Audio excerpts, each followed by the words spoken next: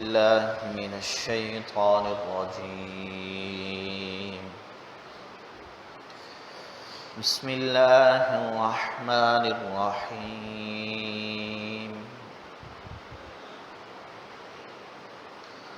ضربت عليهم الذلة أينما ثقفوا إلا بحبل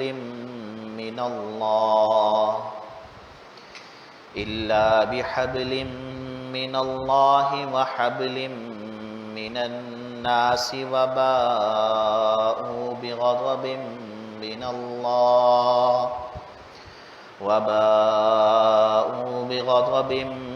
الله وضربت عليهم المسكنة ذلك بأنهم كانوا يكفرون بآيات الله ويقتلون الأنبياء بغير حق ذلك بما عصوا وكانوا يعتدون. سبحانك لا علم لنا إلا ما علمتنا إنك أنت العليم الحكيم. اللهم صل على محمد وعلى آل محمد كما صليت على إبراهيم وعلى آل إبراهيم إنك حميد مجيد. اللهم بارك على محمد وعلى آل محمد كما باركت على إبراهيم وعلى آل إبراهيم إنك حميد مجيد. أستغفر الله ربي من كل ذنب وأتوب إليه. أستغفر الله ربي من كل ذنب وأتوب إليه. أستغفر الله ربي من كل ذنب وأتوب إليه.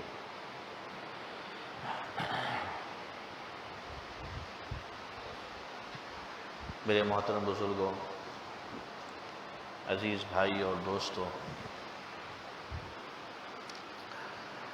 میں نے آپ حضرات کے سامنے قرآن کریم کی سورت آل عمران سے ایک آیت کریمہ تلاوت کی ہے۔ اس آیت کریمہ میں اللہ تعالی ارشاد فرماتے ہیں، یہود کے بارے میں، ضربت علیہم الذلۃ اینما ثقفوا، کہ ان پر ذلت اور رسوائی مسلط کر دی گئی ہے جہاں بھی وہ پائے جائیں، الا بحبل من اللہ وحبل من الناس، مگر اللہ کی رسی کے ذریعے سے اور لوگوں کے ساتھ کسی وعدے کے ذریعے سے وہ اس ذلت اور رسوائی سے باہر نکل سکتے ہیں۔ وَبَاءُوا بِغَضَبٍ مِّنَ اللَّهِ، اور وہ لوٹے ہیں اللہ کا غضب اور اس کی ناراضی لے کر۔ وَضُرِبَتْ عَلَيْهِمُ الْمَسْكَنَةُ، اور ان پر مسکنت، مسکینی یہ ڈال دی گئی ہے، مسلط کر دی گئی ہے۔ ذَلِكَ، یہ سب اس وجہ سے ہوا، بِأَنَّهُمْ كَانُوا يَكْفُرُونَ بِآيَاتِ اللَّهِ، کہ وہ اللہ کی آیتوں کا انکار کرتے تھے۔ وَيَقْتُلُونَ الْأَنْبِيَاءَ بِغَيْرِ حَقٍّ، اور وہ اللہ کے نبیوں کو ناحق قتل کرتے تھے۔ ذَلِكَ بِمَا عَصَوْا وَكَانُوا يَعْتَدُونَ، یہ اس وجہ سے کہ انہوں نے نافرمانی کی اور وہ حد سے تجاوز کرنے والے تھے۔ اس آیت کریمہ میں اللہ تعالی نے قوم یہود کے بارے میں ذلت اور رسوائی، مسکنت، مسکینی اور عاجزی کا ذکر کیا ہے کہ یہ چیز اللہ نے ان کا مقدر بنا دی ہے۔ قرآن کریم میں سب سے زیادہ جس قوم کے بارے میں ذکر آتا ہے اس کے جرائم کا، اس کے ان گناہوں کا جن کی وجہ سے ان پر اللہ کا عذاب اترا، یا جن کے حالات سے سب سے زیادہ اللہ تعالیٰ نے انسانیت کو عبرت پکڑنے کی دعوت دی ہے، وہ یہودی ہیں۔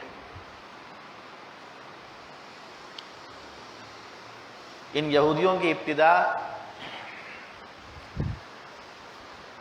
حضرت ابراہیم علیہ السلام کے بیٹے حضرت اسحاق علیہ السلام سے ہوتی ہے، یعنی جو بنی اسرائیل کہلاتے ہیں۔ حضرت ابراہیم علیہ السلام کو ابو الانبیاء بھی کہا جاتا ہے، نبیوں کے والد، کیونکہ ان کی اولاد میں انبیاء بہت ہوئے۔ دو بیٹے حضرت اسماعیل اور حضرت اسحاق علیہ السلام، حضرت اسحاق علیہ السلام کی اولاد میں کم و بیش 4000 نبیوں کا تذکرہ آتا ہے جو حضرت اسحاق علیہ السلام کی اولاد میں ہوئے، اور حضرت اسماعیل علیہ السلام کی اولاد میں ہمارے پیغمبر خاتم النبیین حضور اکرم صلی اللہ علیہ وسلم نبی ہوئے ہیں۔ تو حضرت ابراہیم خلیل اللہ ابو الانبیاء ہیں۔ حضرت ابراہیم علیہ السلام یوں تو عراق کے رہنے والے تھے، اللہ کے حکم سے اپنے بیٹے حضرت اسماعیل علیہ السلام کو انہوں نے مکہ مکرمہ میں بسایا، اور وہ شہر مکہ حضرت اسماعیل علیہ السلام ہی سے بسا، کیونکہ پہلے وہاں کوئی آبادی نہیں تھی۔ جب حضرت اسماعیل علیہ السلام وہاں آ کے ٹھہرے، پھر بنو جرہم قبیلہ وہاں آ کے رکا، ان میں حضرت اسماعیل علیہ السلام کا نکاح ہوا، ان سے اولاد چلی، یہ مکہ آباد ہوا۔ حضرت اسحاق علیہ السلام کو حضرت ابراہیم نے بھیجا تھا بیت المقدس، یعنی جہاں پر ابھی بیت المقدس مسجد اقصی واقع، اس جگہ، یہ جگہ جو آج دنیا میں فلسطین کے نام سے پہچانی جاتی ہے، اس کی تاریخ ہزاروں سال پرانی ہے، ہزاروں سال۔ اور یہود کا یہ دعویٰ رہا ہے ہمیشہ، آج بھی یہ دعویٰ کرتے ہیں کہ اس سرزمین کے اصل حقدار ہم ہیں، ہم یہاں صدیوں سے رہتے تھے، ہمیں یہاں سے نکالا گیا، حالانکہ در حقیقت فلسطین میں سب سے پہلے عرب آ کر آباد ہوئے، عرب، اور بنی اسرائیل عرب نہیں ہے، یہ بالکل الگ قوم ہے۔ سب سے پہلے عرب آ کے آباد ہوئے، کنعان اس قبیلے کا نام تھا جو سب سے پہلے فلسطین میں آ کے آباد ہوا۔ بت پرست تھے، وہ مشرک تھے، لیکن وہ یہودی نہیں تھے، وہ عرب تھے، بنی اسرائیل نہیں تھے وہ۔ تو فلسطین میں سب سے پہلے عرب آ کے آباد ہوئے، اس شہر کو آباد انہوں نے کیا۔ حضرت اسحاق علیہ السلام جب یہاں تشریف لائے ہیں، حضرت ابراہیم علیہ السلام نے ان کو وہاں بھیجا ہے۔ یہ جو بیت المقدس ہے، مسجد اقصی، اس کی بھی وہی تاریخ ہے جو خانہ کعبہ کی ہے، کہ جس طرح خانہ کعبہ کی سب سے پہلی تعمیر حضرت آدم علیہ السلام نے دنیا میں تشریف لانے کے بعد کی تھی، حضرت جبرائیل علیہ السلام اور فرشتوں کی نشاندہی اور ان کی مدد سے، پھر گزرتے زمانے کے ساتھ اس کے آثار مٹ گئے، دوبارہ اس کی تعمیر حضرت ابراہیم علیہ السلام نے کی، حضرت ابراہیم حضرت اسماعیل دونوں نے۔ اسی طرح بیت المقدس مسجد اقصی کی سب سے پہلی تعمیر بھی حضرت آدم نے فرمائی۔ خانہ کعبہ کی تعمیر کے بعد کچھ عرصے کے بعد انہوں نے بیت المقدس کی تعمیر فرمائی، اور پھر اس کی دوبارہ تعمیر حضرت اسحاق علیہ السلام کے ہاتھوں ہوئی ہے۔ یعنی حضرت ابراہیم علیہ السلام کے دو بیٹے حضرت اسماعیل کے ہاتھوں خانہ کعبہ کی نئی تعمیر ہوئی، اور حضرت اسحاق کے ہاتھوں بیت المقدس کی نئی تعمیر ہوئی، اور پھر وہاں حضرت اسحاق علیہ السلام سے نبیوں کا سلسلہ چلا۔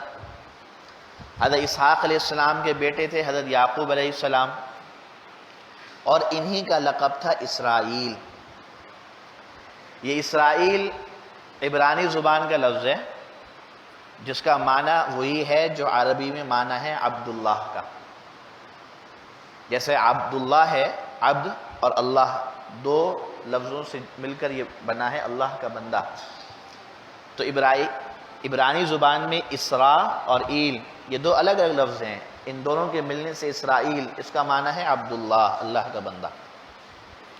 یہ حضرت یعقوب علیہ السلام کا لقب تھا، تو وہاں سے ان کی اولاد بنی اسرائیل کہلائی، یعنی اسرائیل کی اولاد، حضرت یعقوب علیہ السلام کی اولاد۔ حضرت یعقوب علیہ السلام کے بیٹے حضرت یوسف علیہ السلام نبی ہوئے، اور پھر انہی کی نسل میں اسی میں نبیوں کا سلسلہ چلا ہے۔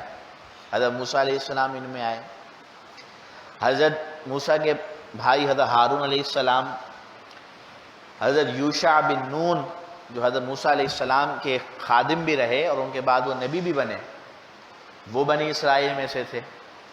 پھر حضرت داؤد علیہ السلام، حضرت سلیمان علیہ السلام، حضرت زکریا اور حضرت یحییٰ علیہ السلام، یہ بڑے بڑے انبیاء ہیں، یہ سب بنی اسرائیل میں۔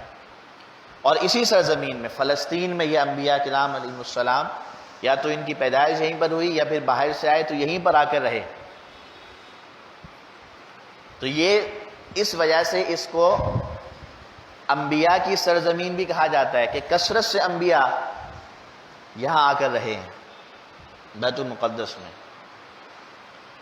اور اس کے بعد زمانہ اسلام سے پہلے فلسطین شہر تھا، جیسا کہ میں نے بتایا کہ وہاں پہ عرب آباد تھے، یہود کبھی بھی آباد نہیں رہے یہاں پر۔ حضور صلی اللہ علیہ وسلم کی جب بعثت ہوئی اور نبوت کے 13ویں سال آپ نے ہجرت فرمائی مدینہ منورہ، تو اللہ کے حکم سے کچھ عرصہ تک آپ مسجد اقصیٰ کی جانب رخ کر کے نماز پڑھتے رہے۔ قرآن کریم کی سورہ بقرہ اور دوسرا پارہ جہاں سے شروع ہوتا ہے سیقول الصفحاء، وہاں پہلے ہی رکوع میں اس واقعے کا تذکرہ ہے۔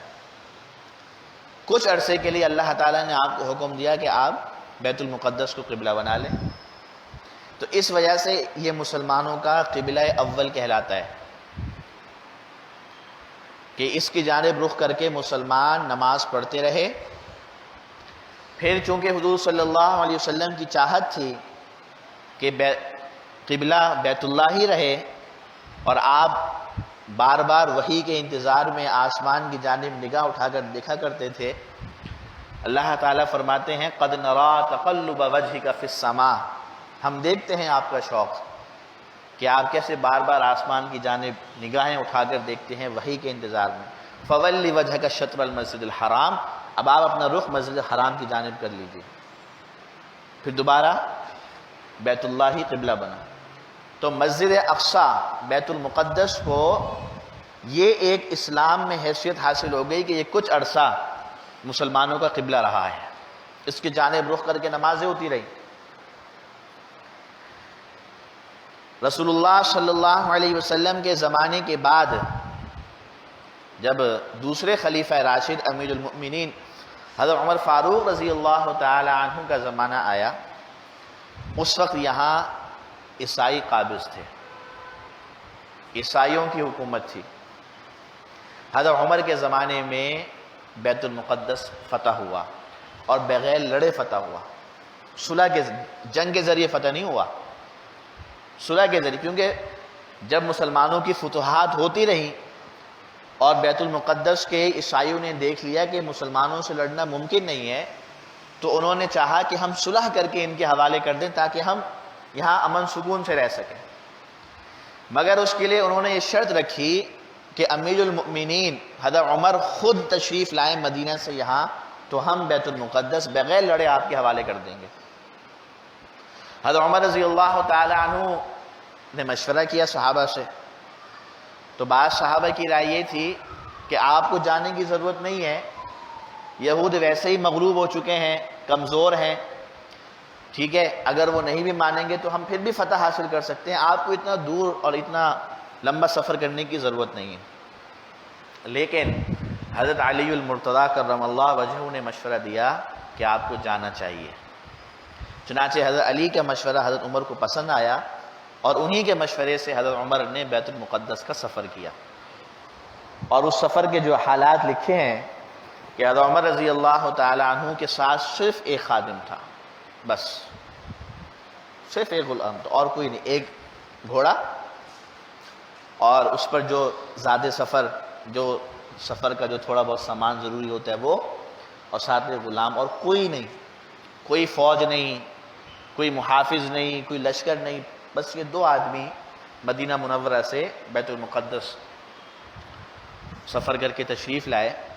اور اس سفر کے اندر بھی حضرت عمر رضی اللہ تعالی عنہ نے طریقہ یہ اختیار کیا کہ چونکہ غلام تھا، وہ تو حضرت عمر کے ساتھ ظاہر بے ادبی سمجھتا تھا کہ میں آپ کے ساتھ گھوڑا ایک ہے، گھوڑے پہ سوار کیسے ہو جاؤں، تو وہ لگام پکڑ کے ساتھ چلتا رہا۔ تو حضرت عمر نے فرمایا کہ دیکھو بھائی، اگر میرے ساتھ سفر کرنا ہے تو یہ بات طے کر لو کہ کچھ وقت میں گھوڑے پہ سوار رہوں گا اور کچھ وقت تمہیں سوار ہونا پڑے گا اور میں پیدل چلوں گا۔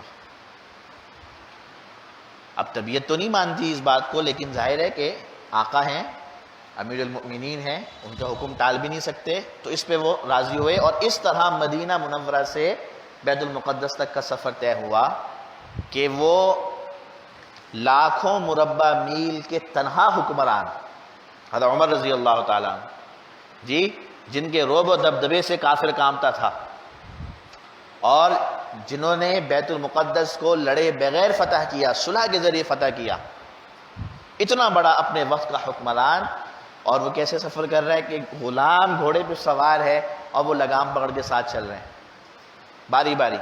باری مقرر کی ہوئی ہے۔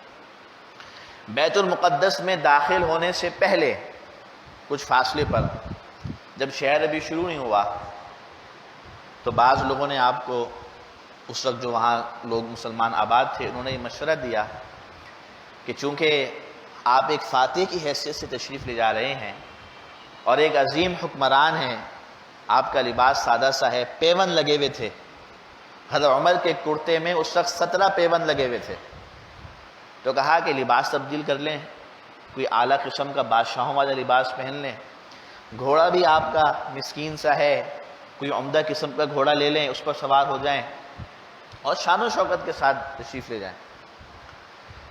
تو حضرت عمر رضی اللہ تعالی عنہ نے اس موقع پہ بات ارشاد فرمائی کہ دیکھو، ہم لوگ ذلیل تھے، جاہل تھے، رسوا تھے، اسلام نے ہمیں عزت دی ہے، ہماری جو آج عزت ہے وہ اس لباس کی وجہ سے نہیں ہے، اس سواری کی وجہ سے نہیں، وہ اسلام کی وجہ سے۔ ایسے تھوڑی سالوں سے عیسائی بیت المقدس پہ حکومت کرتے آ رہے ہیں، ایسے تھوڑی وہ ہمارے حوالے کنجیاں کر رہے ہیں بغیر لڑے، جی۔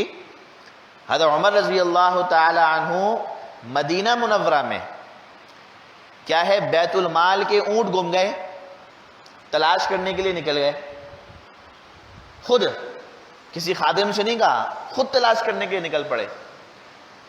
تو لوگوں نے عرض کیا کہ آپ تشریف رکھیں، کسی خادم کو حکم فرمائیں کہ وہ تلاش کرتا ہے۔ حضرت عمر رضی اللہ تعالیٰ نے فرمایا کہ بھائی یہ بیت المال کے اونٹ ہیں، مسلمانوں کا مال ہے، اور میں اس کا ذمہ دار ہوں، مجھ سے پوچھا جائے گا، کسی اور سے تھوڑی پوچھا جائے گا، اور خود نکل پڑے تلاش کرنے۔ اور ایک موقع پر دوپہر کا وقت تھا، کہیں تشریف لے جا رہے تھے، تھکن محسوس کی تو ایک باغ میں تشریف لے گئے، اور وہیں زمین پر، پتھریلی زمین پر ایک اینٹ سر کے نیچے رکھی اور سو گئے، آرام کر رہے۔ اور لکھا ہے کہ ایک غیر مسلم سفیر اس وقت حضرت عمر سے ملنے کے لیے آیا تھا، تو کسی نے بتایا کہ بھائی جا کے دیکھو کہیں آپ مدینہ میں کہیں تشریف فرما ہوں گے، ملاقات ہو جائے گی۔ تو وہ تلاش کرتے کرتے اس باغ میں آ پہنچا، تو وہ دیکھ کر دنگ رہ گیا کہ اتنا بڑا حکمران، اور وہ سخت دوپہر میں دھوپ میں ایک ننگی زمین پر اور اینٹ کو تکیہ بنائے بے خطر سو رہا ہے، اس کے لیے کوئی خیمے نہیں لگائے گئے، اس کے لیے کوئی آرام کے انتظامات اور بندوبست نہیں کیے گئے۔ تو وہ کہنے لگا کہ عمر آپ نے انصاف کیا ہے تبھی آپ سکون سے سو رہے ہیں. انصاف تھا عمر رضی اللہ تعالیٰ عنہ، عدل ایسا تھا ان کا. اور یہی عدل کہ غلام کے ساتھ چاہ رہے ہیں تو طے کر لی باری کہ بھائی باری باری سوار ہوں گے. اور جب بیت المقدس میں داخل ہوئے ہیں اتفاق سے وہ باری غلام کے گھوڑے پر بیٹھنے کی تھی اور حضرت عمر پیدل چل رہے تھے. شہر میں فاتح بن کے داخل ہو رہے کہ غلام گھوڑے پر سوار ہے اور امیر المؤمنین خلیفۃ المسلمین وہ پیدل تشریف لے جا رہے ہیں. اور واقعتاً وہاں کے عیسائی یہ دیکھ کر دنگ رہ گئے. اور بیت المقدس کے مسجد اقصیٰ کا جو عیسائیوں کا پادری تھا اس نے کنجیہ حضرت عمر رضی اللہ تعالیٰ عنہ کے حوالے کر دی کہ یہی علامتیں جو آج آپ کے اندر نظر آ رہی ہیں ہم نے اپنی کتاب انجیل میں لکھی ہوئی پائی ہیں کہ ایسا شخص بیت المقدس کو جب فتح کرنے کے لیے آئے کہ جس کا لباس پیوند زدہ ہوگا، جس کے سفر کے کیچڑ اور گرد و غبار سے وہ اٹا ہوا ہوگا اور خود پیدل چل رہا ہوگا تو بغیر لڑے اس کے کنجیہ حوالے کر دینا. بیت المقدس کو بغیر لڑے پہلی بار یہ مسلمانوں کی سلطنت میں آ گیا حضرت عمر رضی اللہ تعالیٰ عنہ کے زمانے میں. اس کے بعد بیت المقدس کی یہ پوری تاریخ رہی ہے، فلسطین کی یہ پوری تاریخ رہی ہے کہ یہاں پر یہود کبھی بھی قابض نہیں رہے. حکومت یا تو مسلمانوں کی رہی ہے یا عیسائیوں کی، اور عیسائیوں کی حکومت بھی کم و بیش 90-100 سال رہی ہے، اس سے زیادہ نہیں رہی. 1200-1400 سال کی جو تاریخ ہے بیت المقدس کی اس میں محض 90 سال یا 100 سال عیسائیوں کی حکومت رہی ہے، ورنہ یہ خطہ مسلمانوں کے زیر نگی رہا ہے. یہود تو کبھی یہاں حکمران نہیں بن سکے، ان کی کبھی حکومت نہیں ہوئی یہاں پر. یہ جب خلافت راشدہ کے بعد بنو امیہ بنو مروان کی حکومت آئی ہے، پھر بنو عباس رہے، بہرحال جیسے تیسے تھے، اسلامی سلطنت تھی، مسلمان حکمران تھے اور جیسا تیسا تھا، اسلام کا بہرحال ایک ڈنکا بجتا تھا، ایک شان و شوکت تھی مسلمانوں کی. بنو عباس کی جب سلطنت ختم ہوئی ہے تب 200 سال تک مسلمانوں اور عیسائیوں کے درمیان 9 صلیبی جنگیں لڑی گئی ہیں بیت المقدس کے لیے. 9 صلیبی جنگیں، وہ صلیبی جنگ کہتے ہیں اس کو اسی وجہ سے، یعنی مسلمانوں اور عیسائیوں میں لڑی گئی. یہود کا وہاں بھی کوئی ذکر نہیں ہے، وہاں بھی کوئی شمار نہیں ہے ان کا. 200 سال کم و بیش مسلمانوں اور عیسائیوں میں 9 جنگیں لڑی گئیں بیت المقدس کے لیے. اس کے بعد سلطان صلاح الدین ایوبی رحمۃ اللہ علیہ کے زمانے میں بیت المقدس مسلمانوں کی دوبارہ تسلط میں آیا، مسلمان وہاں حکمران بنے اور حق بھی مسلمانوں کا تھا، یعنی مسلمان وہاں قابض نہیں ہوئے، مسلمانوں کا بیت المقدس پہ قبضہ نہیں ہوا، بلکہ وہ تو یہ کہ ایک حق تھا جو دوبارہ حاصل کیا مسلمانوں نے. پھر جب سلطنت عثمانیہ کا زمانہ شروع ہوا، ترک حکمران آئے، تب بھی یہ مسجد اقصیٰ مسلمانوں کے پاس رہی، بیت المقدس یہاں مسلمان آزادی کے ساتھ رہے. جب 1924 میں یہ سلطنت عثمانیہ ختم ہوئی ہے، 1923 یا 24 میں اس کا خاتمہ ہوا ہے، اور اس کے بعد یہ جنگیں لڑی گئیں دنیا میں.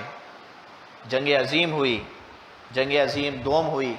ان جنگوں کے اندر چونکہ جرمن ایک ملک تھا، ہے جرمنی ملک ہے، وہاں بڑی تعداد میں یہودی آباد تھے، اور جرمنی میں اس زمانے میں ہٹلر کی حکومت تھی. اس نے سب سے زیادہ ان یہودیوں کا قتل عام کیا.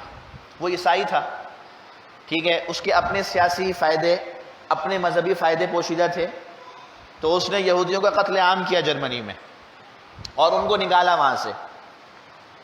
وہاں سے جب یہ نکلے ہیں، جو باقی ماندہ جو بچے کچھ وہاں سے نکلے، ورنہ تو بہت سے قتل کیے گئے، اور جو وہاں سے باقی بچے کچھ نکلے اب ان کو کہیں پناہ نہیں ملتی تھی. یہ وہی بات ہے جو یہاں پر اللہ تعالیٰ نے بیان فرمائی، ضربت علیہم الذلہ، اللہ تعالیٰ نے یہود پر ذلت کو مسلط کیا ہے، ان کا مقدر بنایا ہے۔ ذلت دو طرح کی ہوتی ہے، ایک ہے ذلت باطنی، یعنی ذلت باطنی یہ ہے کہ انسان اپنے کسی بھی عمل کی وجہ سے اللہ تعالیٰ کے ہاں ناپسندیدہ ہو جائے، اللہ تعالیٰ کی نگاہ رحمت سے دور ہو جائے، اپنی کسی بھی بد کرداری بدعملی کی وجہ سے، یہ ذلت باطنی ہے۔ فسق و فجور گناہوں کی وجہ سے انسان کیا ہے، اللہ کی نگاہ رحمت سے دور ہو جائے، یہ ذلت باطنی ہے۔ اور ایک ہے ذلت ظاہری۔ ظاہری ذلت یہ ہے کہ دنیا کے اندر انسان کے سامنے بے وقت ہو جائے، اس کی حیثیت نہ رہے، لوگ اس کو دھتکاریں ٹھکرائیں، یہ ظاہری ذلت ہے۔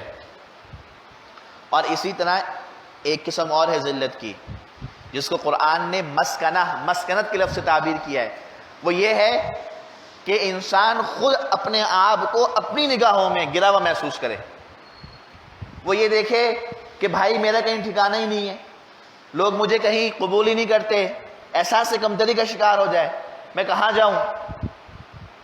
جی یہ انسان خود اپنی نگاہوں میں گر جائے، یہ کہلاتی ہے مسکنت۔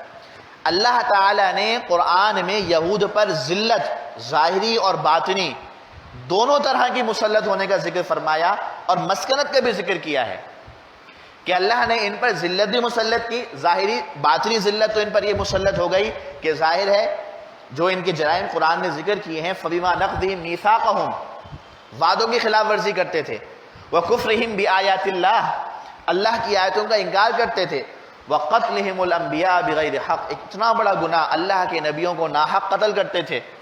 حضرت زکریا علیہ السلام کو یہودیوں نے شہید کیا ہے، حضرت یحییٰ علیہ السلام کو یہودیوں نے شہید کیا ہے۔ قرآن نے ایک بار نہیں، دو نہیں، 3 سے 4 مرتبہ اس بات کا ذکر کیا ہے، وَيَقْتُلُونَ الْأَنْبِيَاءَ بِغَيْرِ حَقٍّ وَيَقْتُلُونَ النَّبِيِّينَ بِغَيْرِ الْحَقِّ وَقَتْلِهِمُ الْأَنْبِيَاءَ بِغَيْرِ حَقٍّ، کہ اللہ کے نبیوں کو، معصوم پیغمبروں کو، پاک اور مقدس ہستیوں کو یہ قتل کرتے تھے۔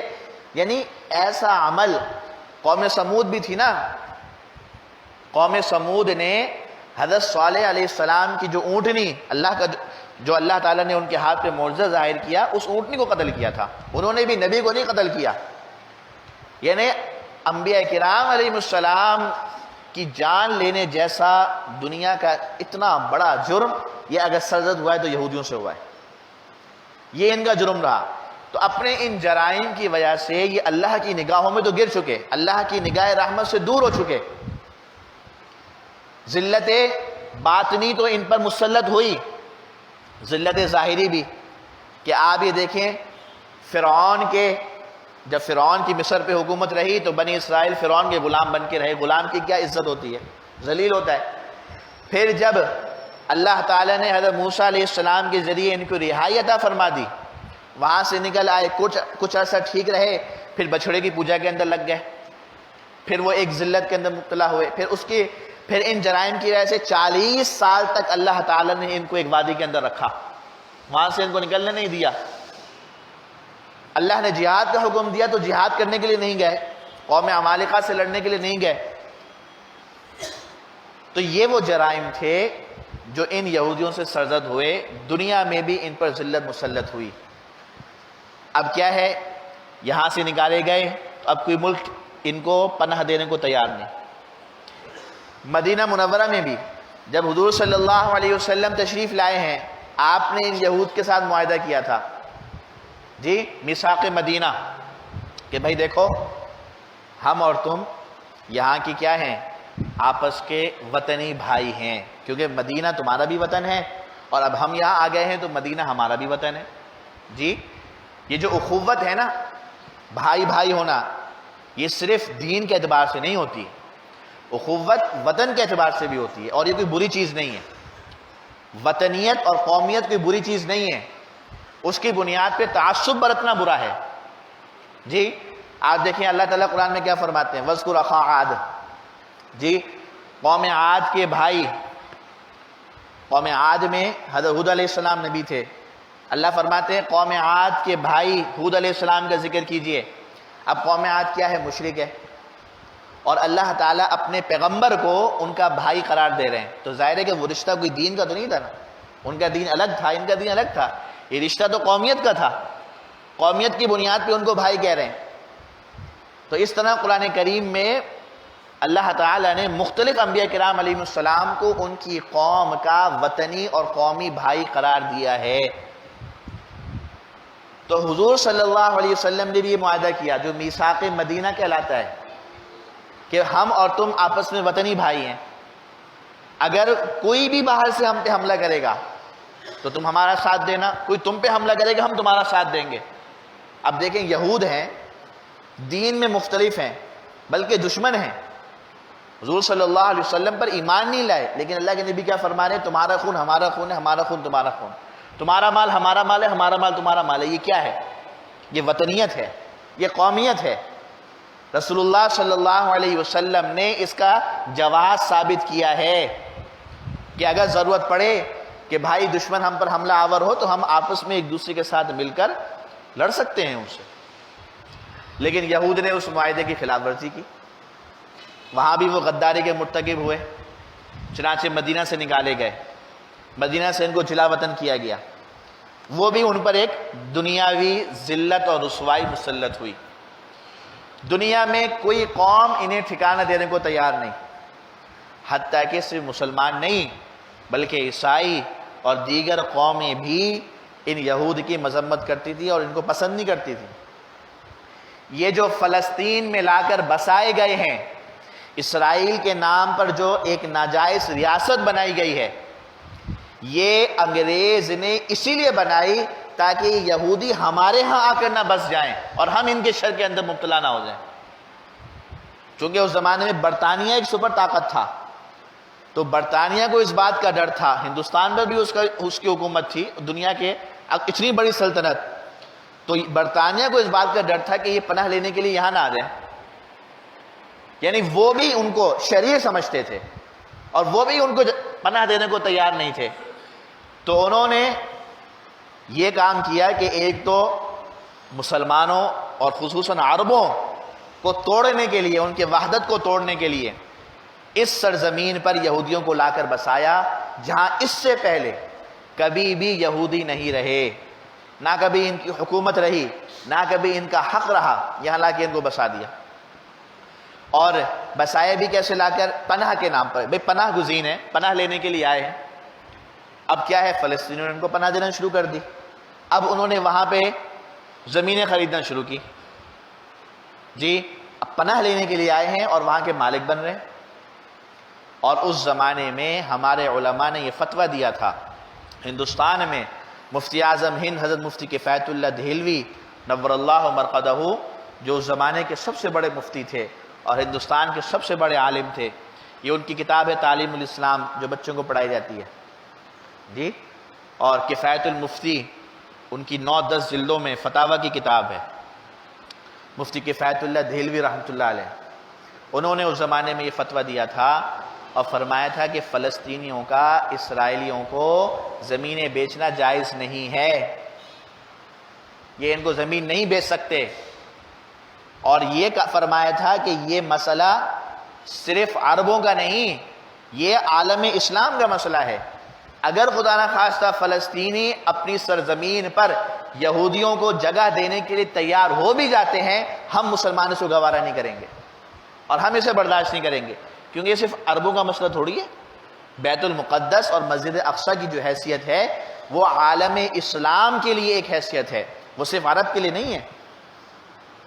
وہ ویسا ہی حرم ہے، یہ جو بیت المقدس ہے یہ ویسا ہی حرم ہے جیسے بیت اللہ حرم ہے، جیسے مسجد نبوی شریف حرم ہے۔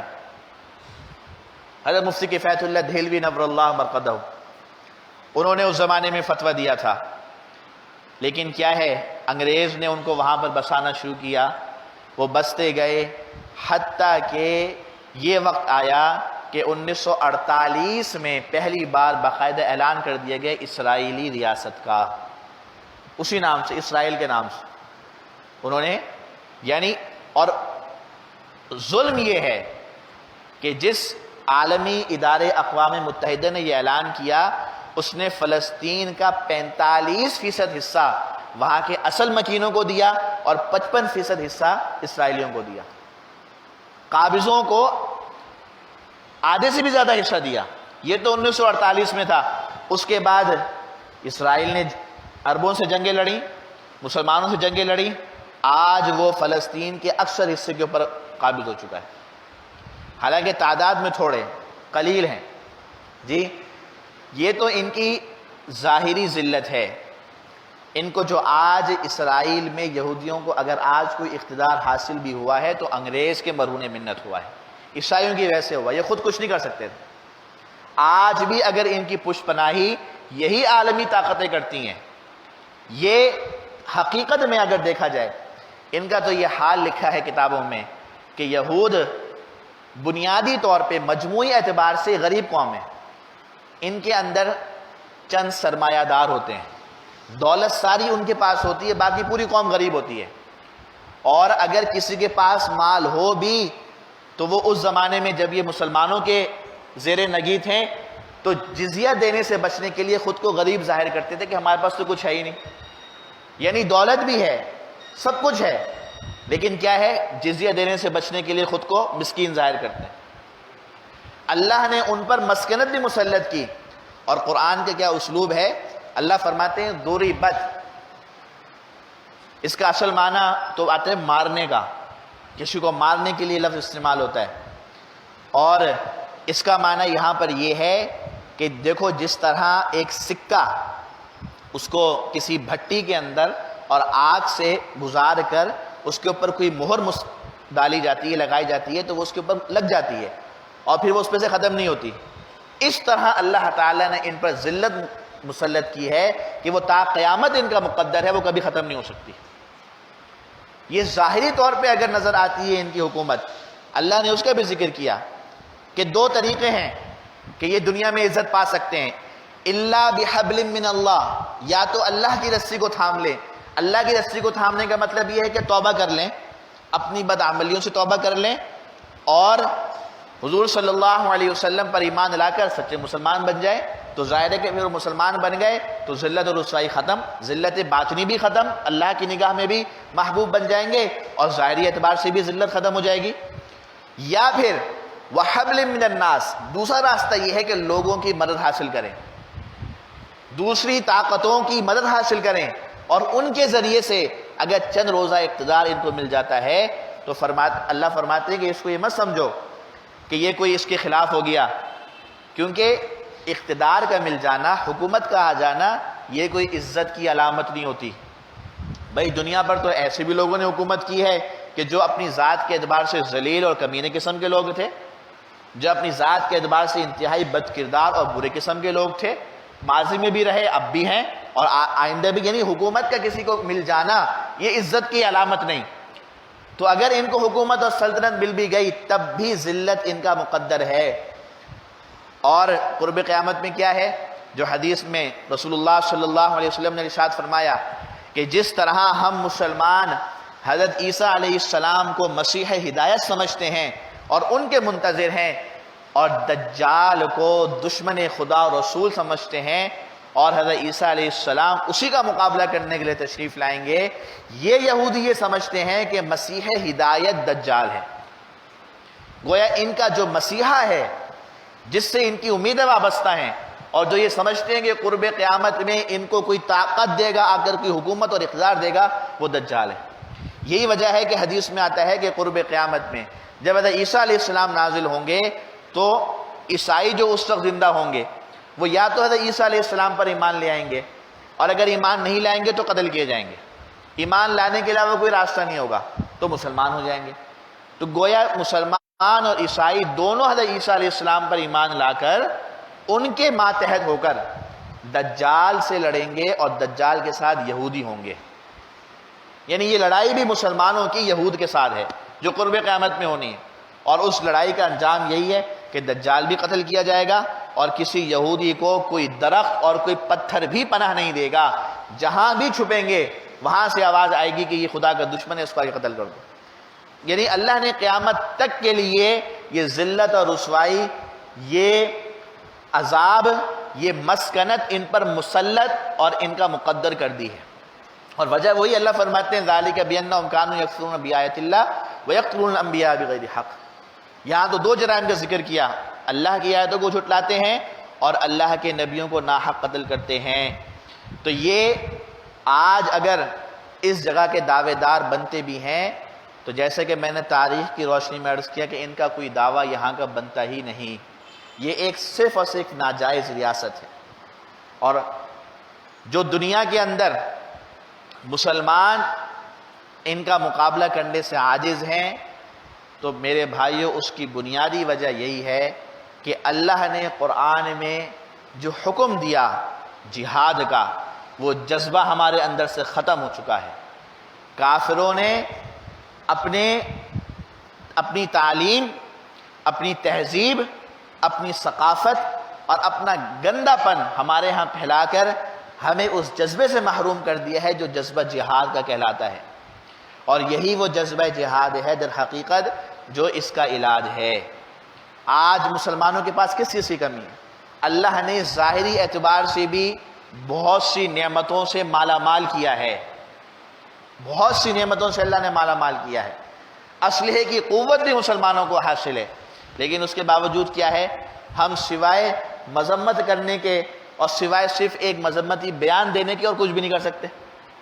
جی اصل تو ذمہ داری عائد ہوتی ہے حکمرانوں پر، عالمی اداروں پر اصل ذمہ داری ان کی ہے. جی بھائی جیسے ہم نماز پڑھتے ہیں نا، اب امام جب مصلی پہ کھڑا ہو گیا اور اس نے نیت مان لی، اب مقتدیوں کو بے فکر ہو جانا چاہیے کہ بھائی جو نیت امام کی وہی نیت ہماری ہے. ٹھیک ہے، امام کی نماز صحیح ہوگی ہماری نماز صحیح ہوگی، امام کی نماز خراب ہوگی تو ہماری نماز خراب ہوگی. جی تو اسی طرح جب مسلمان کسی حکمران کے ماتحت رہتے ہیں تو اصل ذمہ داری عائد ہوتی ہے حکمرانوں پر. جی اگر وہ اپنے فریضے سے غافل ہیں تو ہم کو کم سے کم یہ کرنا چاہیے کہ ہم ان کے حق میں دعائیں تو مانگیں. جی اور اپنا عمل بھی ہم ٹھیک رکھیں. ہماری دعاؤں میں اثر اس لیے پیدا نہیں ہوتا کہ ہماری دعا اور ہمارے عمل میں تضاد ہے. ظلم ہمارے ہاں بھی ہوتا ہے، حق ہمارے ہاں بھی مارا جاتا ہے. جی لیکن ہم اس پہ بات نہیں کرتے. اگر ایک مسلمان کا حق مار رہا ہے، اگر ایک مسلمان کی جان لے رہا ہے تو یہ بھی قابل مذمت ہے. اس ظلم کو روکنا بھی ہماری ذمہ داری ہے. ہم اس ظلم کو ہم نہ روکیں، ہم اس پر اپنی زبان بھی نہ کھولیں، اور ہم دنیا میں ہونے والے ظلم کے خلاف سے دعائیں مانگیں تو وہ دعائیں ہم پچھلے 70 سالوں سے مانگ رہے ہیں، نہیں مانگ رہے ہیں اور نتیجہ بھی ہم دیکھ رہے ہیں. جی ابھی جو کچھ ہوا، کتنی تعداد میں مسلمانوں کی شہادتیں اور جو ظلم اور جو ستم کے پہاڑ ٹوٹ رہے ہیں، ہماری دعاؤں میں اثر کہاں ہے؟ اب تو قنوت نازلہ بھی پڑھ رہے ہیں. جی اب تو نمازوں کے اندر بھی دعائیں مانگی جا رہی ہیں، لیکن کیا ہے، ہماری دعا اور ہمارے عمل میں تضاد ہے. ہم دوسروں کو تو کہیں کہ یہود دنیا کے میڈیا کو کنٹرول کرتا ہے، خود ہمارا حل کیا ہے؟ ہم یہ تو کہیں کہ اسرائیل آواز دباتا ہے، زبانیں روکتا ہے، ہم خود کیا کرتے ہیں؟ ہم اپنے گریبان کے اندر بھی چھان کر دیکھیں، ہم اپنا بھی محاسبہ کریں، ہمارا اپنا عمل کیا ہے. ہمارے عمل میں تضاد ہے. بھائی جب یہ تضاد پایا جائے گا دعائیں قبول نہیں ہوں گی. اور پھر ان کے حق میں جو آدمی جو جیسا کر سکتا ہے، اگر مالی تعاون کر سکتا ہے، اگر کوئی جانی تعاون کر سکتا ہے، کوئی افرادی قوت مہیا کر سکتا ہے، وہ بھی کرنا چاہیے. اگر کسی کو اللہ نے بولنے کی صلاحیت دی ہے، کسی کو لکھنے کا ملکہ دیا ہے، اس کو یہاں پر استعمال لانا چاہیے. یہ ظاہر ہے کہ بھائی مسلمان تتر بتر ہیں اور لڑ نہیں رہے، جہاد کے حکم پہ عمل نہیں کر رہے. ہمارے حضرت شہید اسلام مولانا محمد یوسف لدھیانوی نور اللہ مرقدہ فرمایا کرتے تھے کہ دیکھو نماز میں غلطی ہوتی ہے نا تو کیا کرتے ہیں؟ سجدہ صاف کرتے ہیں. کرتے نہیں کرتے؟ جی اگر روزے میں کوئی کمی رہ جائے تو کیا ہے؟ ایک فطرہ ہے اس کا طریقہ، اور ایک فدیہ بھی ہے، فدیہ نکالتے ہیں. جی زکوٰۃ میں کوئی اونچ نیچ رہ جائے تو اس کا متبادل صدقہ ہے. جی تو فرماتے ہیں اسی طرح اگر ایمان میں کمزوری ہو تو اس کمزوری کو دور کرنے کا علاج ہے جہاد. یہ جہاد ایمان کی کمزوری کو دور کرتا ہے، لڑنا. ورنہ تو جہاد کا مفہوم تو بہت عام ہے. جی ہر قسم کی کوشش جو بھی اللہ کے کلمے کو بلند کرنے کے لیے کی جائے وہ جہاد میں شامل ہے، لیکن باقاعدہ میدان عمل میں اتر کے لڑنا اس کا الگ درجہ ہے، اس کے بڑے فضائل ہیں۔ یہ ایمان کی کمزوری کو دور کرتا ہے۔ اور اسی طرح جہاں تک ہم سے ہو سکے ہم جانتے ہیں کہ بھائی یہ دشمن ملک ہے، یہ مسلمانوں کا دشمن ہے، یہ ظالم ہے، تو ہم کو چاہیے کہ ہم اس کی مصنوعات استعمال کرنا چھوڑ دیں، ان کی چیزیں نہیں کھائیں پئیں۔ اور بھائی یہ تبھی اس کا اثر ہوگا جب مسلمان متحد ہو کر اس پر عمل کریں گے۔ اگر چند لوگ کرتے ہیں وہ اپنی ذات کی حد تک تو ٹھیک ہے، اچھا عمل کر رہے ہیں، لیکن جب تک پوری مسلم امت مل کر ایک ان کو اثر نہیں پہنچائے گی کہ بھائی تمہاری چیز یہاں پر خریدی نہیں جاتی، ان کی معیشت کو نقصان نہیں پہنچے گا، تب تک اس کا فائدہ نہیں ہوتا۔ یہ ضروری ہے کہ مسلمان اس معاملے میں متحد ہو جائیں۔ اگر ہم یہاں پر بھی اب بھی متحد نہیں ہوں گے جی تو پھر کب، یعنی اتحاد مسلمانوں کے اندر پھر کب نظر آئے گا؟ ٹھیک ہے، اللہ تعالیٰ نے انسان کی شناخت رکھی ہے، اس کی پہچان رکھی ہے، ایک الگ قوم قبیلوں میں اللہ نے پیدا کیا ہے، لیکن جو سب سے قوی رشتہ ہے وہ اسلام کا رشتہ ہے۔ انما المؤمنون اخوۃ، کہ ایمانی رشتے سے مسلمان آپس میں بھائی ہیں۔ ایک مسلمان بھائی کو تکلیف پہنچے تو دوسرے مسلمان کو اسے محسوس کرنا چاہیے، اس کے تدارک کے لیے کوشش کرنی چاہیے۔ اب جس قوم کو قرآن ذلیل قوم کہہ رہا ہے، اللہ نے جس قوم کا مقدر تا قیامت ذلت کو بنایا ہے، اور اللہ نے اس سے پہلی آیت ہے کنتم خیر امۃ اخرجت للناس، اللہ نے تو ہم مسلمانوں کو مخاطب کر کے فرمایا ہے کہ تم تو بہتر امت ہو، تم تو بہترین لوگ ہو جی۔ اللہ ہمیں خیر امت فرمائے، یہود کو اللہ مغضوب علیہم فرمائے جی، ان پر ذلت اور رسوائی اترے، اور اس کے باوجود ہم مسلمان ان کا مقابلہ کرنے سے عاجز آ جائیں، تو پھر ہم کو اپنا محاسبہ کر لینا چاہیے کہ ہمارے ایمان کتنا کمزور ہے، اس کے کن تقاضوں پر آج ہم عمل پیرا نہیں ہو رہے، جس کی وجہ سے آج دنیا میں ہم مسلمانوں کو یہ صورتحال دیکھنے کو مل رہی۔ اور اگر آج بھی مسلمان اس بات پر آ جائیں، اگر ایمان کی قوت کو مجتمع کر کے، آپس کی قوت کو جمع کر کے اللہ اور اس کے رسول کے حکم پہ عمل کریں، آپس میں بھائی چارگی کا ثبوت دیں، تو میرے بھائیوں اللہ نے تو قرب قیامت میں مسلمانوں کے مقدم میں فتح رکھی ہی رکھی ہے، وہ تو ملنی ہے، وہ تو عیسیٰ علیہ السلام کا نزول ہونا ہے، وہ تو امام مہدی علیہ الرضوان نے تشریف لانا ہے، وہ تو ملنی ہے جی۔ ہم خدا جانے ہم ہوں گے یا نہیں ہوں گے، لیکن ہم اپنی ذات میں کیا کر رہے ہیں، ہم اپنے دائرہ کار میں کیا کر رہے ہیں، ہم کو یہ سوچنے کی ضرورت ہے۔ ہم اسرائیلی مصنوعات کا بائیکاٹ کر سکتے ہیں، یہ ہم کو کرنا چاہیے۔ ہم اپنی تقریر و تحریر کے ذریعے ان کے خلاف آواز اٹھا سکتے ہیں، ہم کو یہ آواز اٹھانی چاہیے۔ اور اپنی نسلوں کو، یہ سب سے اہم بات ہے، اپنے بچوں کو بتائیں جی کہ یہ بیت المقدس، اس کی تاریخ بتائیں اپنے بچوں کو، مسجد اقصیٰ کی تاریخ بتائیں جی۔ اسی مسجد میں جو رسول اللہ صلی اللہ علیہ وسلم کو امام الانبیاء کا شرف ملا ہے جی، اسی مسجد سے تو آپ صلی اللہ علیہ وسلم کو معراج پہ لے جایا گیا ہے۔ ایسا ایمان کا اٹوٹ رشتہ ہے، ایسا مضبوط رشتہ ہے ہمارا، یہ ہمیں اپنے بچوں کو بتانا چاہیے، بیت المقدس کے بارے میں بتانا چاہیے، مسجد اقصیٰ کے بارے میں بتانا چاہیے، مسلمانوں کی تاریخ بتانی چاہیے، تاریخ جو معتبر تاریخ ہے۔ یہ جو فکشن ہے نا، فکشن یعنی تاریخ کے اندر جو غیر ضروری اور غیر حقیقی چیزوں کو صرف چسکا لینے کے لیے شامل کر دیا جاتا ہے، یہ فائدہ مند چیزیں نہیں ہیں، چاہے وہ ٹی وی ڈراموں کے ذریعے سے ہو یا کسی بھی کتاب کے ذریعے سے ہو۔ معتبر جو باتیں ہیں، جو معتبر تاریخ اور مستند تاریخ ہے، وہ ہمیں اپنے بچوں کو بتانی چاہیے۔ بھائی رات کو سونے سے پہلے جی بچوں کو اپنے پاس لٹائیں، ان کو نبیوں کی کہانیاں سنائیں، ان کو ان مقامات کے واقعات سنائیں، سچے واقعات ہیں، بچپن سے جو باتیں ان کے دل و دماغ میں بیٹھیں گی وہ ان کو کبھی نہیں بھولیں گے۔